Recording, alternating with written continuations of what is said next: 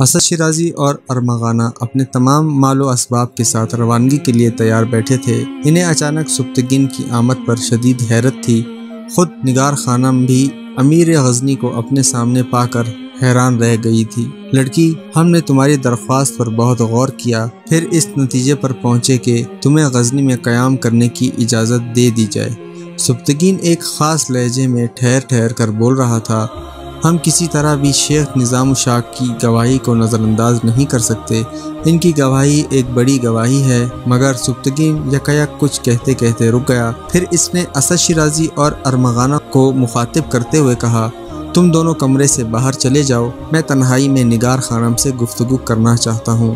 اسد شیرازی اور ارمغانہ مجرموں کی مانند سر جھکائے ہوئے کمرے سے باہر نکل گئے۔ پھر جب نگار خانم اکیلی رہ گئی تو سبکتگین نے پرجلال لہجے میں کہا، لڑکی، ہم نے تمہیں شیخ نظام شاہ کی ضمانت کے باعث غزنی میں قیام کی اجازت دی ہے، مگر اس کا یہ مطلب نہیں کہ تم اپنے فرائض سے غافل ہو جاؤ۔ امیر معظم نگار خانم نے گھبرا کر سبکتگین کی طرف دیکھا۔ اس کی سہمی ہوئی آنکھوں میں بیک وقت کئی سوال لرز رہے تھے۔ تم زندگی کے کسی موڑ پر بھی محمود کی طرف نہیں دیکھو گی؟ سبکتگین نے آمرانہ لہجے میں کہا، اگر کبھی تمہاری نظریں بہکی تو اسی لمحے تم پر غزنی کی زمین تنگ کر دی جائے گی، اور ممکن ہے کہ اس نافرمانی کے جرم میں تمہیں کسی سنگین سزا سے بھی گزرنا پڑے۔ سبکتگین کی قہرناک تنبیہ سن کر نگار خانم سناٹے میں آ گئی۔ غزنی کا فرما رواں اس کے دل کی حالت سے باخبر ہو گیا تھا۔ محمود ہی کے لیے اس نے باپ جیسے محترم رشتے کو جھٹلایا تھا۔ محمود ہی کے لیے وہ غزنی میں قیام کرنا چاہتی تھی، اور اب محمود ہی کی طرف دیکھنے پر پابندی لگا دی جا رہی تھی۔ آپ کو کسی قسم کی غلط فہمی ہوئی ہے امیر معظم، نگار خانم نے بات کو ٹالنے کے لیے کہا۔ میں کسی غلط فہمی کا شکار نہیں۔ سبکتگین کے لہجے کی سختی بدستور قائم تھی۔ میں تمہاری نظروں کے ہر زاویے کو خوب پہچانتا ہوں۔ نگار خانم سمجھ گئی تھی کہ سبکتگین آسانی کے ساتھ اس کی دلیل کو قبول نہیں کرے گا۔ مجبوراً نگار خانم نے نیا بہانہ تراش لیا۔ امیر ذیشان، میں اپنی حیثیت جانتی ہوں۔ میری آنکھیں وہ خواب دیکھنے کی عادی نہیں جن کی کوئی تعبیر نہ ہو۔ ہاں، ہم بھی یہی چاہتے ہیں لڑکی۔ سبکتگین عام طور پر ہر عام و خاص سے نرم لہجے میں گفتگو کرتا تھا، مگر نگار خانم کے سامنے اس نے ایک سنگ دل آمر کا لبادہ اوڑھ لیا تھا۔ اگر ایسا نہیں ہوا تو ہم تیرے خوابوں کے ساتھ تیری آنکھیں بھی بجھا دیں گے۔ یہ کہہ کر سبکتگین کمرے سے نکل گیا، اور اس کے عقب میں نگار خانم کی شکستہ آواز ابھرتی رہی، ایسا ہی ہوگا امیر محترم، ایسا ہی ہوگا۔ سبکتگین کے جانے کے بعد اسد شیرازی نے اپنی باغی بیٹی کو مخاطب کرتے ہوئے کہا، نگار خانم، اب بھی وقت ہے، ارحامن سے اس کے کرم کی بھیک مانگ لے، اور لازوال آگ کے تقدس کی قسم کھا کر کہہ دے تو اپنے بزرگوں کی روایت کا احترام کرے گی، اور سبکتگین اور اس کے بیٹے سے اپنے باپ اور بہن کی دربدری کا انتقام لے گی۔ اسد شیرازی چلتے چلتے بھی اپنی بیٹی کو ورغلانے کی کوشش کر رہا تھا۔ تو ان لوگوں کو نہیں جانتی، یہ بہت ستم پیشہ اور جفاکار انسان ہے۔ تجھے ایک دن غزنی کی گلیوں میں بھیک مانگنے پر مجبور کر دیں گے۔ شاید میں بھیک مانگنا گوارا کر لوں گی، مگر آپ کے ارحامن کی پرستش نہیں کروں گی۔ ایسے اذیتناک لمحوں میں بھی نگار خانم نے گستاخانہ لہجہ اختیار نہیں کیا تھا۔ آپ جس آگ کے تقدس کی قسم کھانے کے لیے کہہ رہے ہیں، اس کی حقیقت یہ ہے کہ جو پانی کے چند چھینٹوں سے بجھ جائے وہ میرا خدا نہیں ہو سکتا۔ بس آپ یہاں سے چلے جائیں اور مجھے میرے حال پر چھوڑ دیجیے۔ میری جذباتی اور نادان بیٹی اسد شیرازی کی عیاریوں نے نئی کروٹ لی۔ اس بوڑھے نے بڑی عجیب زندگی بسر کی ہے۔ اس کے مشاہدات اور تجربات سے فائدہ اٹھا اور یہ دیوانگی چھوڑ دے۔ دنیا کا ہر انسان حکمرانی کے لیے پیدا نہیں ہوتا۔ ارحامن کسی کسی کو اپنے کرم سے نوازتا ہے۔ تیرے چہرے پر لکھا ہوا ہے کہ تو غزنی کی ملکہ بن سکتی ہے۔ میری ہمشیرہ محترم کا خواب تو شرمندہ تعبیر ہو گیا تھا۔ نگار خانم نے اپنی بڑی بہن ارمغانہ شیرازی کی طرف دیکھتے ہوئے کہا۔ اس کے لہجے میں گہرا طنز شامل تھا۔ پھر یہ بیوگی کا لباس کیوں، اور یہ خانہ بدوشی کس لیے؟ بابا جان، کیا اب بھی آپ نہیں سمجھے کہ قدرت کیا چاہتی ہے اور آسمان کے فیصلے کیا ہوتے ہیں؟ آسمان کچھ بھی کرے، مگر میں زمین پر رہ کر اپنے حقوق کے لیے لڑتا رہوں گا۔ اسد شیرازی نگار خانم کا طرز کلام دیکھ کر ایک بار پھر غضبناک ہو گیا تھا، اور تجھے بھی میرے ساتھ اس جنگ میں شامل ہونا پڑے گا۔ میں آپ سے تمام رشتے توڑ چکی ہوں، نگار خانم نے انتہائی ناگوار لہجے میں کہا۔ پھر اس جنگ میں تعاون یا شرکت کا سوال ہی پیدا نہیں ہوتا۔ اگر تو مجھ سے سارے رشتے توڑ چکی ہے تو میری جائیداد یا وراثت میں بھی تیرا کوئی حق نہیں۔ اسد شیرازی یک بیک نفرت اور غصے کی آگ میں جلنے لگا تھا۔ میں اپنے اس حق سے دستبردار ہوتی ہوں۔ نگار خانم نے اپنا فیصلہ سنانے میں ایک لمحہ بھی ضائع نہیں کیا تھا۔ آپ کے حوالے سے تو مجھے زندگی کی دولت بھی قبول نہیں۔ نگار خانم کی بغاوت نے اسد شیرازی کو انتہائی جارحانہ قدم اٹھانے پر مجبور کر دیا تھا۔ غزنی چھوڑنے سے پہلے اس نے سبکتگین کے سامنے ایک اور درخواست پیش کی۔ میں روانگی سے پہلے اپنا یہ مکان بھی فروخت کر دینا چاہتا ہوں۔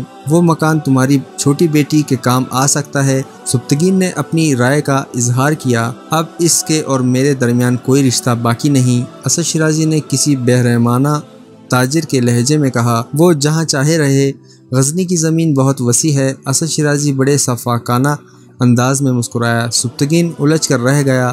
ابھی وہ کسی نتیجے پر نہیں پہنچا تھا کہ غزنی کا ایک آسودہ حال شخص سردار تبریز نے سبکتگین سے کہا، اگر امیر اجازت دیں تو میں اسد شیرازی کے مکان کی مناسب قیمت ادا کر سکتا ہوں۔ سبکتگین نے اسد شیرازی کی طرف دیکھا اور پھر کچھ دیر بعد سردار تبریز نے اسد شیرازی کو اس کے عالیشان مکان کی منہ مانگی قیمت ادا کر دی، اور پھر اسد شیرازی نگار خانم کو غزنی کی سرزمین پر بے سہارا اور بے مکان چھوڑ کر ارمغانہ کے ساتھ نامعلوم منزل کی طرف روانہ ہو گیا۔ اونٹوں اور گھوڑوں پر اس کا مال اور اسباب لدے ہوئے تھے اور وہ بار بار مڑ کر قصر شاہی کی طرف دیکھتا رہا۔ غزنی کی سرحد پر پہنچ کر اس نے آخری مرتبہ اس برج کی جانب دیکھا جو کئی میل کے فاصلے سے بھی صاف نظر آتا تھا۔ سبکتگین، میں ہمیشہ کے لیے نہیں جا رہا ہوں۔ اسد شیرازی کی آواز شدت جذبات سے بھر آئی تھی۔ میں ایک دن واپس آؤں گا اور اس طرح آؤں گا کہ غزنی کی ساری بلندیاں میرے قدموں میں جھک جائیں گی۔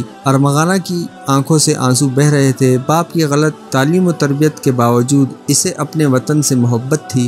رخصت ہوتے وقت گزرے دنوں کی یادوں نے اسے بے قرار کر دیا تھا۔ اچانک غزنی کی ملکہ بن جانا اور پھر یکایک بیوگی کا لباس پہن کر دربدر ہو جانا بڑے جان لیوا حادثات تھے۔ انہی حادثات کو یاد کر کے ارمغانہ شیرازی بچوں کی طرح رو رہی تھی۔ اپنے آنسوؤں کو نفرت اور انتقام کے شعلوں میں تبدیل کر دے میری بہادر بیٹی۔ اسد شیرازی نے ارمغانہ کو تسلی دیتے ہوئے کہا، ایسے شعلے جو سبکتگین کے اقتدار اور خاندان کو جلا کر راکھ کر دیں۔ محمود نے بڑی خاموشی سے اسد شیرازی کے مکان کو نیلام ہوتے ہوئے دیکھا تھا۔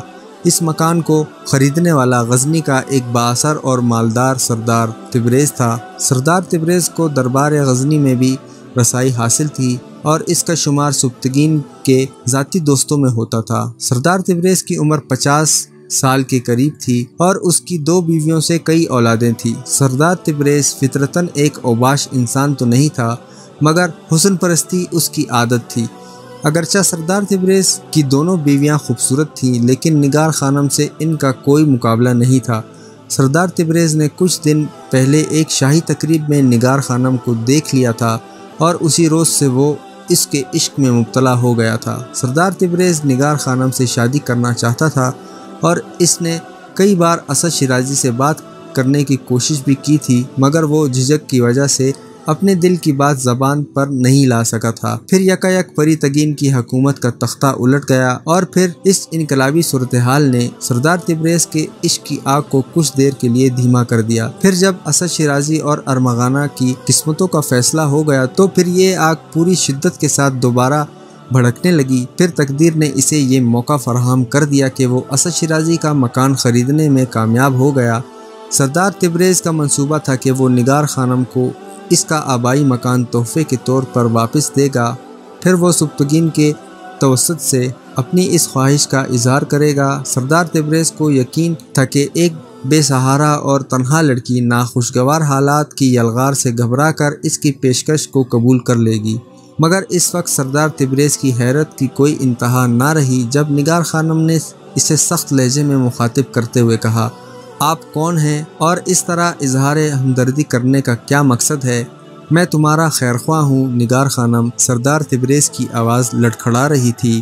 میں آپ کو نہیں پہچانتی۔ نگار خانم کے لہجے کی سختی کچھ اور نمایاں ہو گئی تھی۔ آپ کو اس فیاضی کے مظاہرے کی جرت کیسے ہوئی؟ کیا آپ نے میرے پھیلے ہوئے ہاتھ دیکھے تھے؟ نگار خانم کے دل و دماغ غصے کی آگ میں جل اٹھے تھے۔ تم مجھے غلط سمجھ رہی ہو نگار خانم، سردار تبریز خوشامدانہ لہجے میں بول رہا تھا۔ میں آپ کو کچھ نہیں سمجھ رہی ہوں۔ نگار خانم کی آواز پہلے سے زیادہ بلند اور درست ہو گئی تھی، اور جو کچھ سمجھ رہی ہوں اگر اس کا اظہار کر دوں تو آپ اپنے کریا چہرے کو پہچان نہیں سکیں گے۔ نگار خانم کی جارحانہ گفتگو سن کر سردار تبریز کو سکتہ سا ہو گیا۔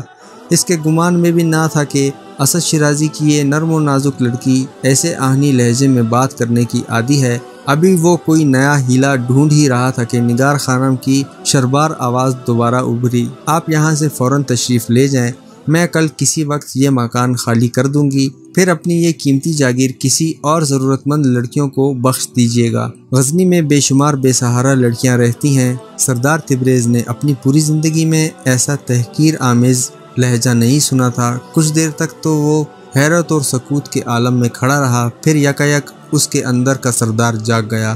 نگار خانم، ہوش و حواس میں رہ کر جینے کی کوشش کرو، یہ دیوانگی تمہیں اس سے بھی زیادہ برے دن دکھا سکتی ہے۔ یہ کہہ کر سردار تبریز تیزی کے ساتھ مکان سے نکل گیا۔ سردار تبریز کے جانے کے بعد نگار خانم نے بڑی حسرت سے اپنے آبائی مکان کے در و دیوار کو دیکھا اور انتہائی کربناک لہجے میں کہنے لگی، میرے بچپن کی یادگاروں، میرے روز و شب کے رازداروں، تم سے رشتہ قائم رکھنے کے لیے میں اتنی بڑی قربانی نہیں دے سکتی۔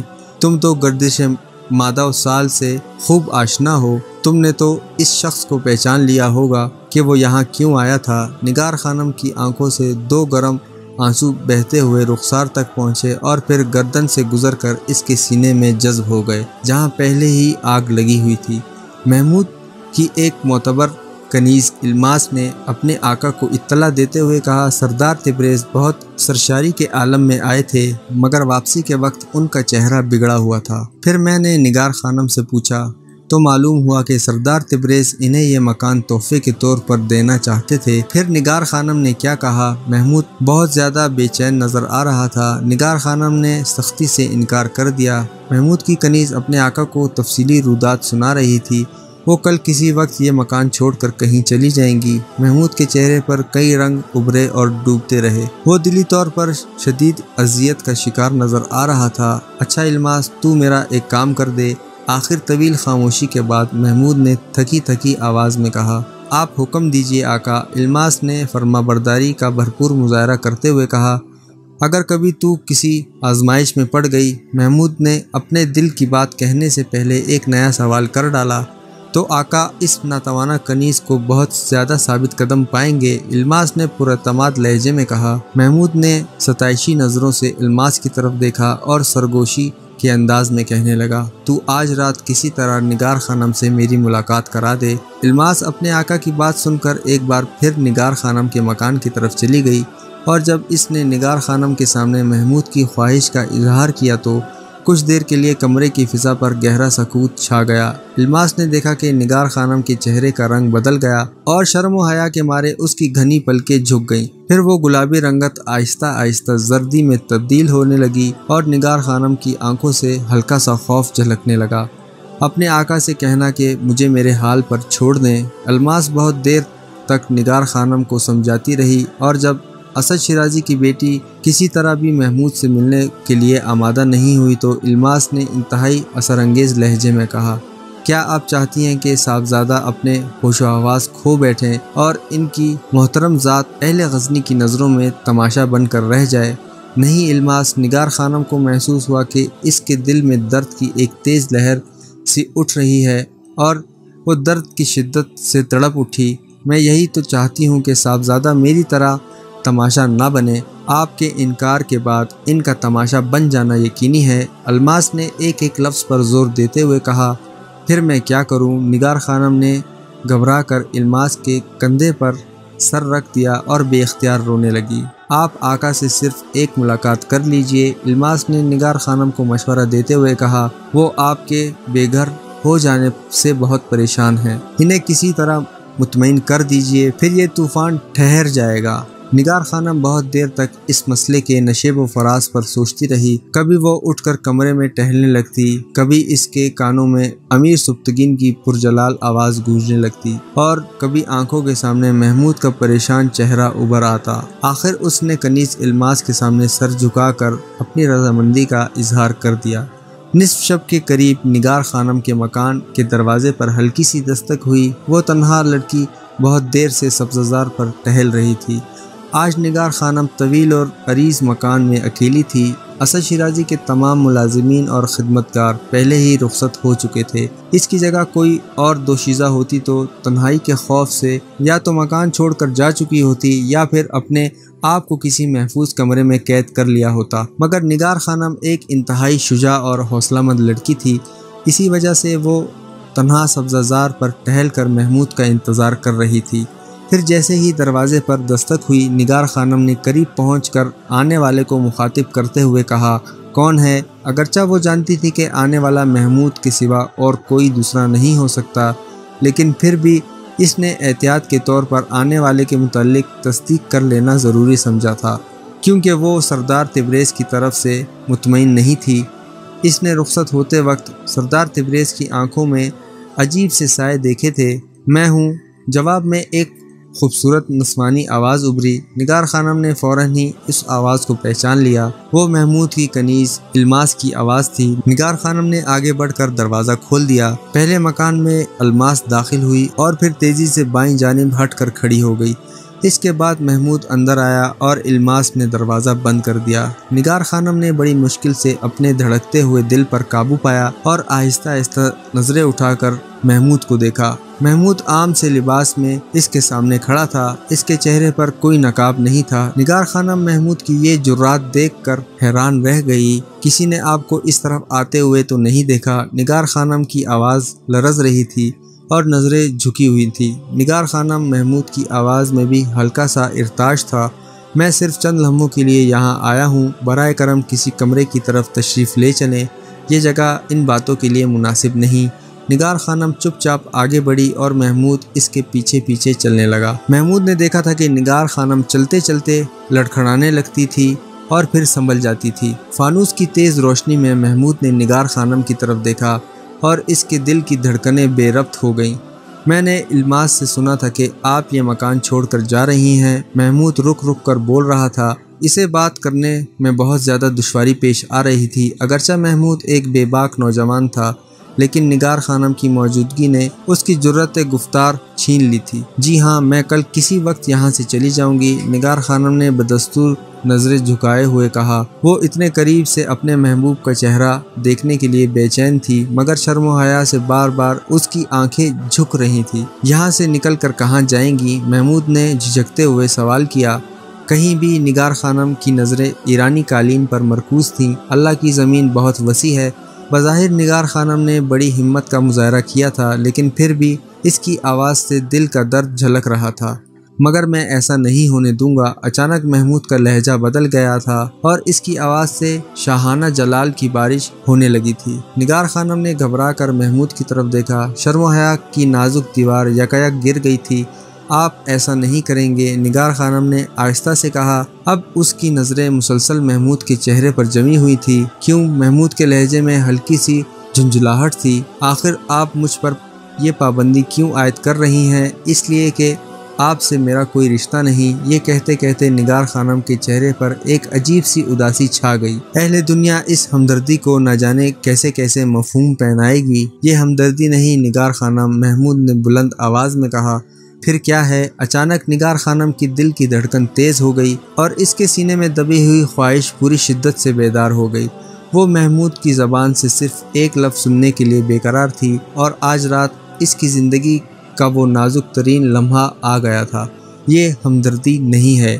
محمود کی زبان لڑکھڑا رہی تھی۔ میں خود بھی نہیں جانتا کہ یہ کیا ہے، مگر ہمدردی نہیں ہے۔ میں کسی بھی حال میں تمہیں پریشان نہیں دیکھ سکتا نگار خانم۔ محمود اپنی محبت کا اظہار کرنا چاہتا تھا، مگر زبان اس کا ساتھ نہیں دے رہی تھی۔ شاید یہ اس لمحے کا قرض ہے جب آپ میری عیادت کے لیے آئی تھیں۔ نگار خانم واہ آنکھوں سے محمود کی طرف دیکھتی جا رہی تھی۔ اس لمحے کا قرض یکایک نگار خانم کا چہرہ بجھنے لگا۔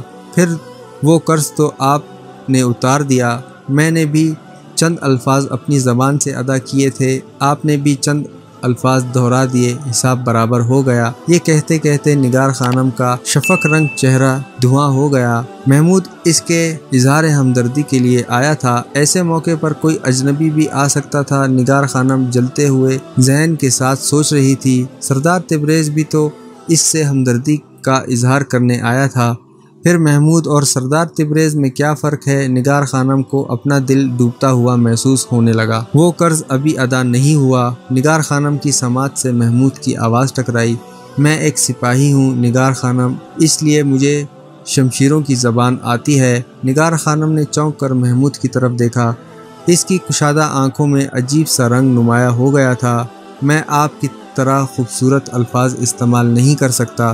محمود انتہائی جذباتی نظر آ رہا تھا، مگر یہ حقیقت ہے کہ میں اپنے ماں باپ کے بعد اس دنیا میں سب سے زیادہ آپ کو چاہتا ہوں، اسی لیے میری خواہش ہے کہ آپ عزت اور سکون کے ساتھ اس گھر میں رہیں، میں آپ کو دربدر نہیں ہونے دوں گا۔ نگار خانم نے آنکھیں بند کر لی۔ وہ ایک لفظ جسے سننے کے لیے نگار خانم اکثر راتوں کو جاگا کرتی تھی، آج اسی لفظ کی سرور آمیز موسیقی نے اس کے پورے وجود کو خمار و نشاط کی تیز لہروں میں ڈبو دیا تھا۔ سرشاری کی یہ کیفیت اتنی شدید تھی کہ نگار خانم ایک لمحے کے لیے لڑکھڑائی، پھر اس نے اپنے قریب ستون کا سہارا لیا اور اس سے سر ٹیک دیا۔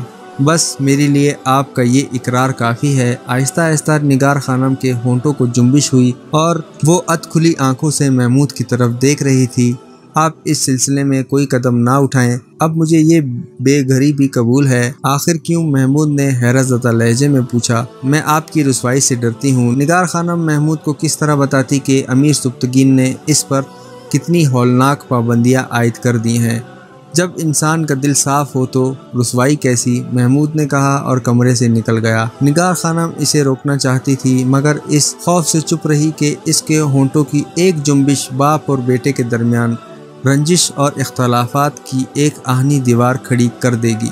دوسرے دن محمود سردار تبریز سے ملا اور کسی تمہید کے بغیر کہنے لگا، یہ میری خواہش ہے کہ تم اسد شیرازی کا مکان میرے ہاتھ فروخت کر دو۔ صاحبزادے، میں نے یہ مکان زیادہ فائدہ حاصل کرنے کے لیے نہیں خریدا ہے۔ سردار تبریز بہت سرد لہجے میں بول رہا تھا۔ اسے مقدمے کی کارروائی کے دوران ہی اندازہ ہو گیا تھا کہ محمود اسد شیرازی کی بیٹی نگار خانم میں غیر معمولی دلچسپی لے رہا ہے۔ محمود کو سردار تبریز کا یہ انداز گفتگو پسند نہیں آیا تھا۔ تم مجھے پہچانتے ہو؟ محمود کا لہجہ بہت تلخ تھا۔ صاحبزادے، یہ بھی کوئی پوچھنے کی بات ہے؟ سردار تبریز بڑی بے حسی کے ساتھ مسکرا رہا تھا۔ آپ کو کون نہیں جانتا؟ پھر تمہیں میری طاقت کا بھی اندازہ ہوگا۔ محمود حاکمانہ لہجے میں بول رہا تھا، میں تم سے یہ مکان چھین بھی سکتا ہوں اور اس طرح کہ یہاں تمہاری فریاد سننے والا بھی کوئی نہیں ہوگا۔ بے شک آپ ایسا کر سکتے ہیں۔ سردار تبریز کی مسکراہٹ بدستور تھی، مگر میں آخری سانس تک اپنی اس جاگیر سے دستبردار نہیں ہوں گا۔ میں تمہیں بہت جلد دیکھ لوں گا سردار تبریز۔ یہ کہہ کر محمود چلا گیا۔ محمود کے جاتے ہی سردار تبریز نے سارا واقعہ امیر سبکتگین کے گوش گزار کر دیا۔ سبکتگین بہت دیر تک سکتے کے عالم میں بیٹھا رہا۔ وہ سوچ بھی نہیں سکتا تھا کہ نگار خانم کے سلسلے میں محمود اس حد تک پہنچ جائے گا۔ سردار تبریز نے بڑی عیاری سے سبکتگین کے اعصاب پر ایک اور ضرب لگائی۔ گھر کی خبر لیجئے امیر، آپ کے جاہ و جلال کی فلک بوس عمارت میں بہت گہرا شگاف پڑ گیا ہے۔ غزنی کے تابناک مستقبل پر ایک لڑکی نے شب خون مار دیا ہے۔ تم نے ٹھیک کہا تبریز۔ سبکتگین کے ہونٹوں کو آہستہ آہستہ جنبش ہوئی۔ ہم تمہارے شکر گزار ہیں کہ تم نے بروقت ہمیں ایک خوفناک طوفان کی آمد کی اطلاع دے دی۔ پھر غزنی کے باشندوں نے سردار تبریز کے ملازموں کو اسد شیرازی کے مکان میں داخل ہوتے ہوئے ایک برقع پوش عورت کو چھوٹی سی گٹھڑی اٹھائے باہر نکلتے دیکھا۔ یہ برقع پوش عورت نگار خانم تھی، جس کے ہاتھ میں استعمال کے لیے چند کپڑے تھے اور وہ تیز تیز قدم اٹھاتی ہوئی اس مسجد کی طرف جا رہی تھی جہاں نظام شاہ مقیم تھے۔ سردار تبریز کے جاسوس مسلسل نگار خانم کا تعاقب کر رہے تھے اور نگار خانم بہت تیز رفتاری کے ساتھ قدم اٹھا رہی تھی تاکہ وہ جلد از جلد نظام شاہ تک پہنچ جائے۔ اس دوران نگار خانم نے ایک جگہ رک کر راہگیروں سے اس مسجد کا پتہ پوچھا جہاں نظام شاہ قیام پذیر تھے۔ یہ مسجد نگار خانم کے مکان سے کئی میل کے فاصلے پر واقع تھی، مگر اس کے آہنی قدموں کے نیچے یہ فاصلہ کوئی اہمیت نہیں رکھتا تھا۔ وہ اپنے گرد و پیش سے بے نیاز مسجد کی طرف بڑھتی جا رہی تھی۔ سردار تبریز کے جاسوسوں نے اپنے آقا کے حکم کے مطابق ایک مخصوص فاصلہ قائم رکھا تھا تاکہ نگار خانم کو اس تعاقب کا پتہ نہ چل سکے۔ دوسری طرف محمود سردار تبریز کے انکار سے مایوس ہونے کے بعد اور زیادہ پریشان نظر آ رہا تھا۔ وہ جانتا تھا کہ نگار خانم جیسی خوددار لڑکی سردار تبریز کی اس بھیک کو قبول نہیں کرے گی اور آج کسی بھی وقت اپنا آبائی مکان چھوڑ کر کہیں چلی جائے گی۔ ایک خوبصورت اور تنہا لڑکی اجنبیوں کے شہر میں کہاں جا سکتی ہے؟ محمود نے بار بار اپنے آپ سے یہ سوال کیا، مگر اس کے پاس اس کا کوئی جواب موجود نہیں تھا۔ اور جب محمود کی ذہنی کشمکش حد سے بڑھ گئی تو وہ قصر شاہی سے نکل کر اسد شیرازی کے مکان کی طرف روانہ ہو گیا۔ نگار خانم کے قیام کا مسئلہ حل کرنے کے لیے اس کے ذہن میں ایک ترکیب آئی تھی کہ صرف آج کی رات نگار خانم اپنے مکان میں ٹھہر جائے، پھر وہ امیر سبکتگین سے کہہ کر نگار خانم کو قصر شاہی میں منتقل کرا دے گا۔ اس خیال سے محمود کو کسی قدر سکون حاصل ہوا تھا اور وہ تیز رفتاری کے ساتھ اسد شیرازی کے مکان کی طرف جا رہا تھا، مگر جب محمود وہاں پہنچا تو یہ دیکھ کر کچھ دیر کے لیے ہوش و حواس گم ہو گئے کہ مکان پر سردار تبریز کے ملازمین قابض ہو چکے تھے اور نگار خانم کہیں جا چکی تھی۔ تم لوگوں نے اسے یہاں سے نکال دیا، محمود نے چیخ کر کہا۔ نہیں آقا، سردار تبریز کے ملازمین نے کانپتی ہوئی آواز میں کہا، ہم یہ جرأت نہیں کر سکتے۔ نگار خانم خود ہی جانے کے لیے تیار کھڑی ہوئی تھی، پھر جیسے ہی ہم لوگ مکان میں داخل ہوئے وہ کسی سے کچھ کہے بغیر یہاں سے چلی گئی۔ تم لوگ جانتے ہو کہ وہ کہاں گئی ہے؟ محمود ایک بار پھر حزانی انداز میں چیخا۔ نہیں آقا، سردار تبریز کے ملازم بری طرح کانپ رہے تھے۔ اگر پہلے سے ہمیں حکم دیا جاتا تو ہم اس بات پر بھی نظر رکھتے۔ سردار تبریز کے ملازمین سے اب کوئی نیا سوال کرنا بے سود تھا، وہ حکم کے غلام تھے۔ انہیں کیا معلوم تھا کہ نگار خانم کون تھی اور اس بے چارگی کے عالم میں وہ کہاں چلی گئی تھی؟ یہ سوچ کر محمود قصر شاہی کی طرف پلٹا۔ وہ اسی وقت اپنے باپ امیر سبکتگین سے مل کر نگار خانم کے مسئلے کو حل کرنا چاہتا تھا، مگر جب محمود قصر شاہی پہنچا تو اسے معلوم ہوا کہ دربار ابھی تک جاری ہے اور دربار کے برخاست ہونے سے پہلے امیر سبکتگین سے اس موضوع پر کوئی گفتگو نہیں ہو سکتی۔ دن آہستہ آہستہ ڈھلتا جا رہا تھا اور محمود کی خواہش تھی کہ رات ہونے سے قبل نگار خانم کے قیام کا کوئی مناسب بندوبست ہو جائے۔ اس خیال سے اس کی وحشت کچھ اور بڑھ گئی تھی کہ پھر اس وحشت زدگی کے عالم میں وہ اپنی والدہ کے حضور پہنچ گیا۔ مادر گرامی، آپ سے ایک درخواست ہے، محمود نے بڑے عاجزانہ لہجے میں کہا۔ غزنی کی ملکہ نے بہت غور سے اپنے بیٹے کی طرف دیکھا۔ کہو فرزند، کیا بات ہے؟ تم بہت زیادہ پریشان نظر آ رہے ہو۔ میں نگار خانم کے سلسلے میں آپ سے کچھ بات کرنا چاہتا ہوں، محمود نے رک رک کر کہا۔ نگار خانم کے ذکر پر غزنی کی ملکہ چونک اٹھی۔ تم اس لڑکی کے بارے میں کیا کہنا چاہتے ہو؟ ملکہ غزنی کے ماتھے پر کئی بل پڑ گئے تھے۔ وہ گھر سے بے گھر کر دی گئی ہے مادر محترم، محمود نے فریادیوں کے انداز میں کہا۔ اس میں کسی کا کیا قصور ہے؟ ملکہ غزنی کا لہجہ بے نیازانہ تھا۔ جب اسد شیرازی نے اپنا مکان سردار تبریز کے ہاتھوں فروخت کر دیا تو پھر نگار خانم کی ملکیت کہاں باقی رہ جاتی ہے؟ محمود کی والدہ نے نگار خانم کی بے گھری کا منطقی جواز پیش کرتے ہوئے کہا۔ اب اپنے آبائی مکان میں اس کے قیام کی ایک ہی صورت ہے کہ سردار تبریز نگار خانم کو بحیثیت کرایہ دار قبول کر لے۔ مادر گرامی، محمود نے تیز آواز میں کہا، آپ صورتحال سے پوری طرح باخبر نہیں۔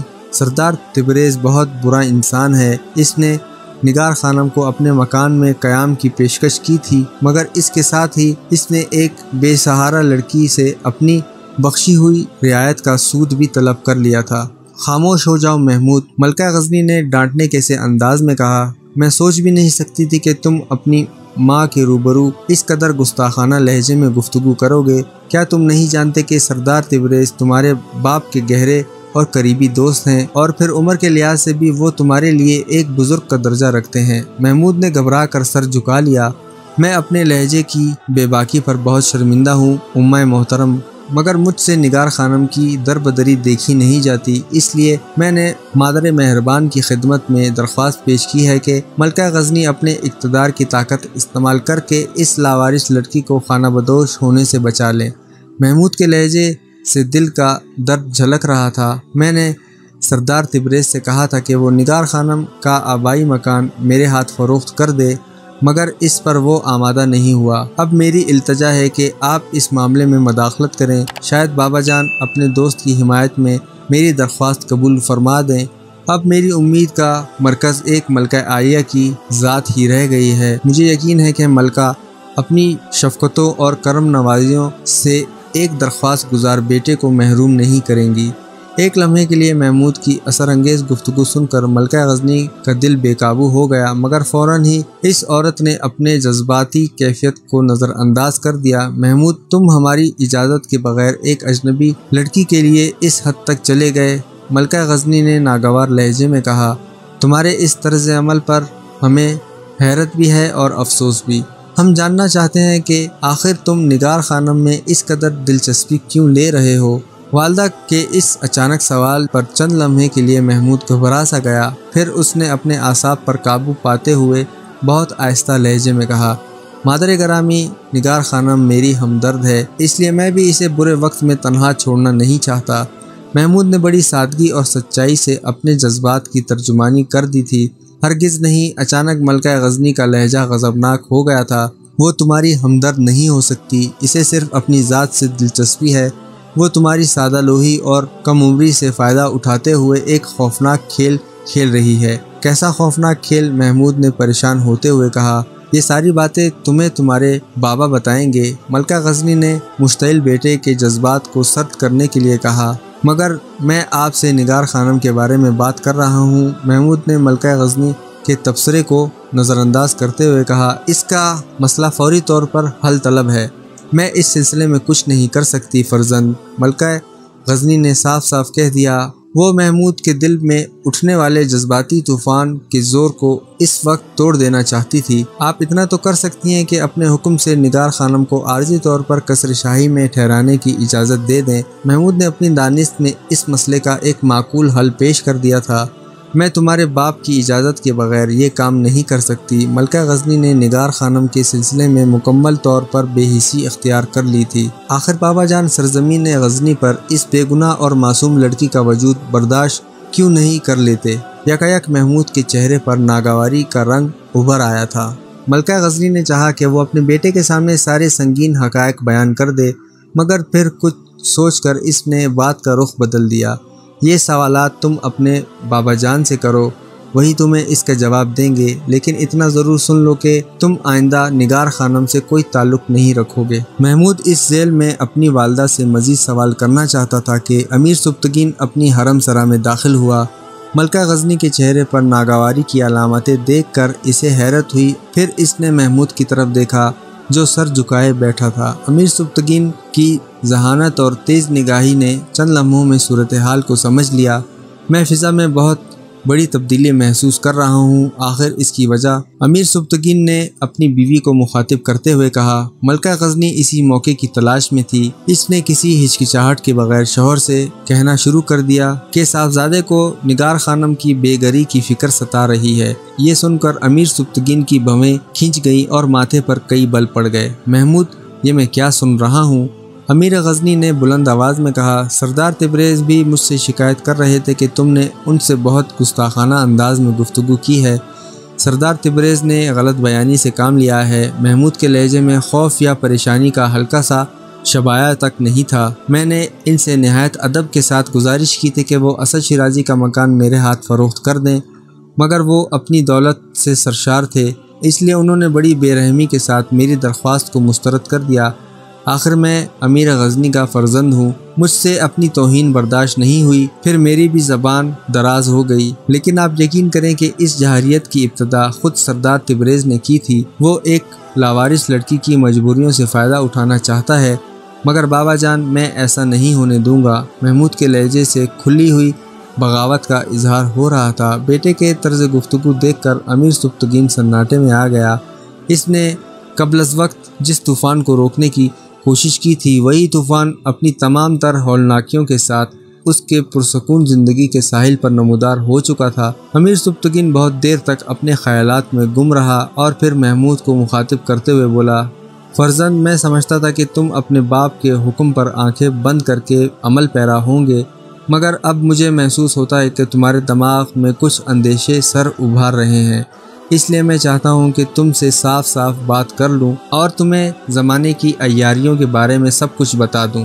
اس کے بعد سبکتگین نے بیٹے کے سامنے اسد شیرازی کی بیشتر سازشوں کی تفصیل بتا دی، بس اپنے اور ارمغانہ کے تعلقات کا ذکر نہیں کیا۔ فرزند، نگار خانم اس اسد شیرازی کی بیٹی ہے جس نے بچپن میں 2 بار تمہیں زہر دلوانے کی کوشش کی تھی۔ باپ کی زبان سے یہ انکشاف سن کر محمود کے چہرے کا رنگ متغیر ہو گیا۔ بیٹے، میں نگار خانم کا دشمن نہیں، مگر باپ کے دل سے مجبور ہوں۔ امیر سبکتگین کی آواز بھی شدت جذبات سے مغلوب نظر آ رہی تھی۔ پھر تم ہی بتاؤ کہ میں نگار خانم پر کس طرح اعتبار کر لوں، مگر مجھے زہر نگار خانم نے نہیں دیا۔ کچھ دیر بعد محمود حیرت اور پریشانی کے حلقہ اثر سے باہر نکل آیا تھا۔ اب میں تمہیں کیسے بتاؤں کہ دینے والا کون تھا اور اپنے چہرے پر کیسے کیسے نقاب ڈالے ہوئے تھے؟ امیر سبکتگین نے جذباتی بیٹے کو سمجھانے کی کوشش کی، میں نے تم سے کچھ دن پہلے وعدہ لیا تھا کہ تم شمشیروں کی جھنکار کے سوا کوئی آواز نہیں سنو گے، مگر آج تمہاری طرف سے عہد شکنی کا بھرپور مظاہرہ ہو رہا ہے اور تم پوری انہماک کے ساتھ چوڑیوں کی کھنک اور پازیب کی جھنکار سن رہے ہو۔ میں کوئی آواز نہیں سن رہا ہوں امیر معظم، محمود نے نہایت ادب اور احترام کے لہجے میں کہا، اور نہ ہی میں نے عہد شکنی کی ہے۔ میں آپ کے حوالے سے اس گناہ کا تصور بھی نہیں کر سکتا۔ پھر اس لڑکی کی حمایت کیوں کر رہے ہو جسے تمہارا باپ پسندیدہ نظروں سے نہیں دیکھتا؟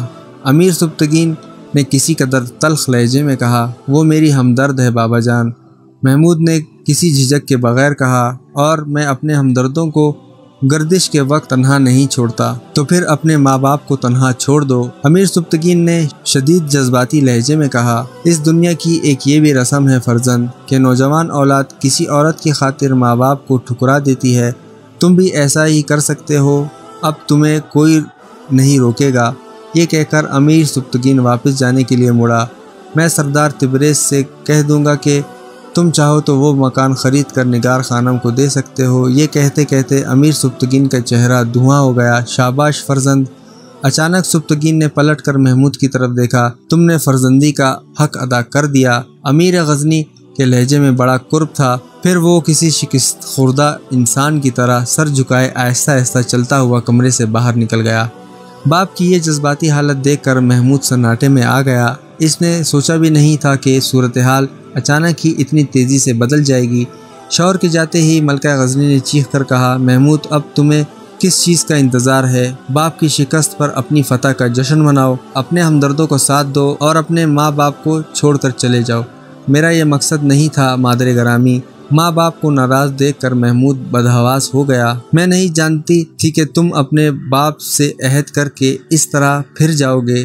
ملکہ غزنی کے لہجے میں غصہ بھی شامل تھا اور شدید کرب بھی۔ اب جب تم نے اپنا عہد توڑ ہی دیا ہے تو پھر یہاں بیٹھے کیا کر رہے ہو؟ نگار خانم کو لے کر کہیں دور چلے جاؤ، ہم تمہارے بغیر بھی جی لیں گے، ہمیں ہر حال میں جینا آتا ہے۔ یہ کہتے کہتے ملکہ غزنی کی آنکھوں سے آنسو بہنے لگے۔ محمود اس جذباتی صورتحال کو برداشت نہ کر سکا۔ وہ تیزی سے اٹھا اور ماں کی قدموں سے لپٹ گیا۔ میں آپ کو چھوڑ کر کہیں نہیں جاؤں گا، اور چلا بھی گیا تو زندہ کیسے رہوں گا؟ تمہاری زندگی کے لیے اسد شیرازی کی بیٹی نگار خانم کافی ہے، ملکہ غزنی نے انتہائی طنزآمیز لہجے میں کہا۔ دنیا کی ہر شے آپ کے بعد، آپ سے پہلے کوئی نہیں۔ ملکہ غزنی کے پیروں پر محمود کی گرفت مضبوط ہوتی جا رہی تھی۔ نہیں فرزند، ملکہ غزنی کے لہجے میں وہی سختی تھی۔ اب وقت آ گیا ہے کہ تم کسی ایک نتیجے پر پہنچ جاؤ۔ تمہاری روز روز کی یہ حرکتیں تمہارے ماں باپ کا ذہنی سکون بھی غارت کر دیں گی اور مملکت غزنی کے تابناک مستقبل پر بھی گہری سیاہی پھیر دیں گی۔ نہیں مادر گرامی، ایسا ہرگز نہیں ہوگا، محمود نے والدہ کے قدموں سے لپٹتے ہوئے کہا۔ میری وجہ سے نہ آپ کا ذہنی سکون تباہ ہوگا اور نہ ہی غزنی کا مستقبل اندھیروں میں ڈوبے گا، مگر جب تک نگار خانم درمیان میں موجود ہے، اس وقت تک ہمارا ذہنی سکون بھی محال ہے اور مملکت غزنی کا مستقبل بھی غیر محفوظ۔ اس جذباتی ضرب سے بیٹے کو ٹوٹتا دیکھ کر ملکہ غزنی نے کچھ اور جاریت اختیار کر لی تھی۔ محمود ماں کے قدموں کو چھوڑ کر کھڑا ہو گیا۔ میں نگار خانم کو درمیان سے ہٹا دوں گا مگر آپ کو چھوڑ کر نہیں جاؤں گا۔ جذباتی رشتوں کے اس محاذ پر بیٹے کو پستا ہوا دیکھ کر ملکہ غزنی کی خوشی کی کوئی انتہا نہیں رہی تھی، مگر پھر بھی اس نے اپنے چہرے پر مصنوعی غصے کا ایک دبریز نقاب ڈال رکھا تھا۔ میں تو شاید تمہیں معاف کر دوں مگر تمہارے بابا جان کو بہت مایوسی ہوئی ہے، آپ ان کے حضور میری سفارش کر دیں۔ محمود نے شکستہ لہجے میں کہا، اب مجھ میں تو اتنی ہمت نہیں کہ میں امیر معظم کا سامنا کر سکوں۔ ملکہ غزنی کو اسی لمحے کا انتظار تھا۔ میں امیر کے حضور تمہاری معافی کی درخواست پیش کرتی ہوں، یہ کہہ کر ملکہ غزنی سبتگین کے کمرے کی طرف بڑھی۔ میں جانتی ہوں کہ تمہارے بابا جان ایک روشن خیال اور اعلیٰ ظرف انسان ہیں، وہ اپنے بیٹے کی اس غلطی کو آسانی سے معاف فرما دیں گے۔ پھر جب خلوت میں پہنچ کر ملکہ غزنی نے اپنے شوہر کو تمام صورتحال سے آگاہ کیا تو امیر سبتگین کے چہرے پر بھی خوشی کی ایک لہر دوڑ گئی اور بے اختیار اس کی زبان سے نکلا، میں جانتا تھا ملکہ عالیہ کہ میرا بیٹا محمود ایسا ہی کرے گا، وہ دنیا کی کسی شخصیت کو اپنے ماں باپ پر ترجیح نہیں دے گا۔ اللہ کا شکر ہے کہ اس نے میرے حسن و ظن کی آبرو رکھی اور میرے فرزند محمود کو اس کڑی آزمائش میں کامیابی سے ہمکنار کیا۔ یہ کہتے کہتے امیر سبتگین کی آنکھوں میں ہلکی ہلکی نمی ابھر آئی تھی۔ میں ابھی محمود کو لے کر آپ کی خدمت میں حاضر ہوتی ہوں، ملکہ غزنی نے کہا اور دوسرے کمرے کی طرف جانے کے لیے مڑی۔ نہیں، ہم خود محمود کے پاس جائیں گے، آخر وہ ہمارا بیٹا ہے، کوئی مجرم نہیں۔ پھر جب امیر سبتگین اور ملکہ غزنی محمود کے کمرے میں پہنچے تو سلطنت غزنی کا ولی عہد اداس کھڑا تھا۔ وہ آنے والے قدموں کی چاپ سن کر پلٹا اور جب اس نے اپنے ماں باپ کو دروازے میں داخل ہوتا دیکھا بہت تیزی سے آگے بڑھا اور امیر سبتگین کے قدموں سے لپٹ کر رونے لگا۔ بابا، میں آپ کو چھوڑ کر کہاں جا سکتا ہوں کہ میرا سب کچھ تو آپ ہی کے قدموں میں ہے۔ امیر سبتگین نے بے اختیاری کے عالم میں محمود کے دونوں بازو پکڑ کر اٹھائے اور اس طرح گلے لگا لیا جیسے کوئی مہجور باپ ایک طویل جدائی کے بعد اپنے بیٹے سے ملا ہو۔ میں جانتا ہوں محمود کہ تم ایسے سعادت مند بیٹے ہو، مگر کبھی کبھار زمانے کی مسموم ہوائیں تمہارے مزاج پر اثر انداز ہو جاتی ہیں۔ امیر سبتگین انتہائی رخت آمیز لہجے میں بول رہا تھا، فرزند میں تمہیں انہی زہریلی ہواؤں سے بچانا چاہتا ہوں۔ یاد رکھنا یہ دنیا والے آئندہ بھی تمہاری اس سادہ دلی سے ناجائز فائدہ اٹھانے کی کوشش کریں گے، مگر میرے بیٹے تم اپنے جذبات کے غلام نہ ہو جانا۔ امیر سبتگین نے محمود کے سر پر ہاتھ پھیرا اور پھر اسے الگ کرتے ہوئے کہنے لگا، فرزند اگر کبھی جذبات کی یہ منزل آ جائے تو اپنے باپ کے پیروں کی طرف دیکھنا جہاں برسوں غلامی کی آہنی زنجیریں پڑی رہی ہیں، اور اس کے شور کو بھی اپنی سماعتوں میں محفوظ رکھنا کہ جب تمہارا باپ چلتا تھا تو وہی زنجیریں بج اٹھتی تھیں اور ان آوازوں کو سن کر اہل دنیا کہتے تھے کہ وہ جا رہا ہے غلام زادہ سبتگین۔ فرزند تم نہیں جانتے کہ ان زنجیروں کے کاٹنے میں تمہارے باپ پر کیا گزری ہے۔